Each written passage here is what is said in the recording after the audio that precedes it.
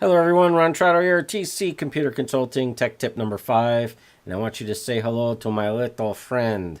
This is Bitcoin. Well, it's not really Bitcoin, it's not even a coin, it's paper, and it's not even paper, it's math. So there's no backing, there's no anything. Cryptocurrency is a math-based currency.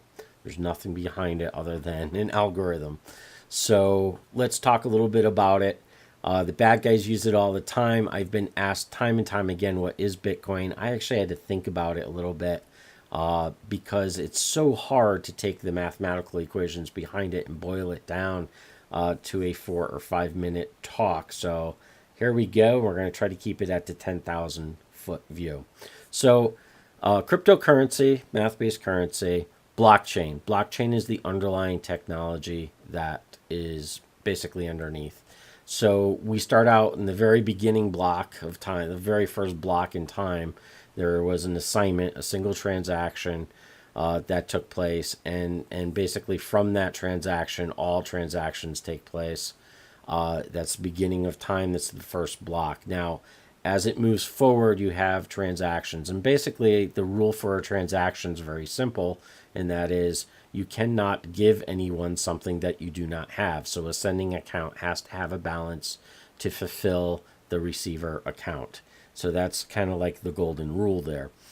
So how is this done? Well, what happens is the block part of blockchain is a bunch of transactions that are put together that are basically given out to these days it's hundreds of thousands, if not millions, of computers to go and do a calculation on. And in this calculation, they're going to verify that all of the transactions in there are correct in terms of having enough balance to cover them.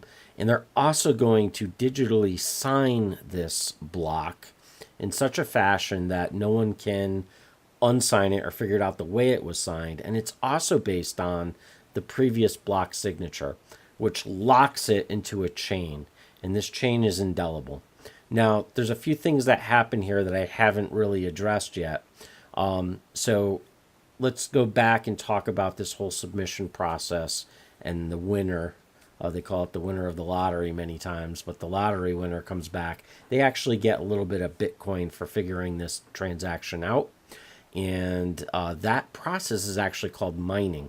Even though you're doing verification, it's really Bitcoin mining.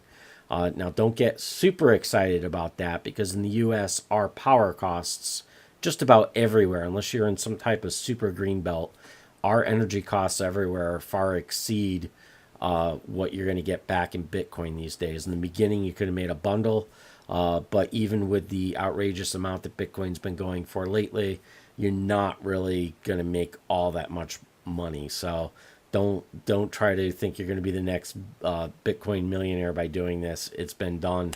YouTube it. Amazing builds have been done in other countries to make this happen. But suffice to say, there are a lot of people out there doing it. They want to win that lottery to get that little bit of Bitcoin that they can get. And then they sign this thing off and lock them together. Now, there's a bunch of people doing this at once, doing these blockchains. So in order to make sure that the chain is valid at all points in time and includes all the transactions, essentially, if you've ever even done a transaction, you're going to see it's waiting for 2 or 3 or sometimes 4 blocks to transpire and also get put into this chain. That means that this chain has been verified by all of these different computers. So by the time you get to the 4th chain, I believe the math right now is something like you would have to own 50% of the computers to be able to falsify a chain at 4 blocks in. So the thing is pretty indelible, and also is why it's being used or starting to be used in the financial industries now as just an indelible audit control process as opposed to cryptocurrency, although it fits that model very, very well. Now, where the bad guys like this is that there's only an account number in there, and this account number can transact.